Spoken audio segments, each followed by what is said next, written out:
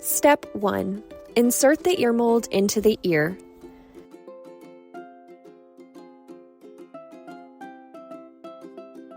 Step 2. Place the hearing aid behind the ear as it normally sits.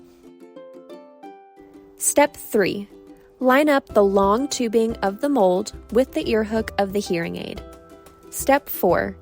With a pen or Sharpie, mark where the tubing hits the top of the ear hook notch.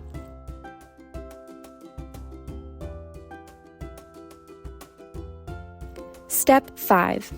Take the ear mold out of your child's ear and use scissors to cut the tubing just above the marked line.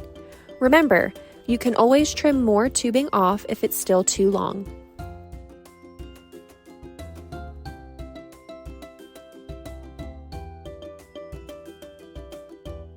Step 6. Gently stretch the trimmed tubing with the tool, such as needle nose pliers. Then attach the tubing to the ear hook. Lastly, check the correct ear mold is attached to the correct hearing aid and ensure a good fit.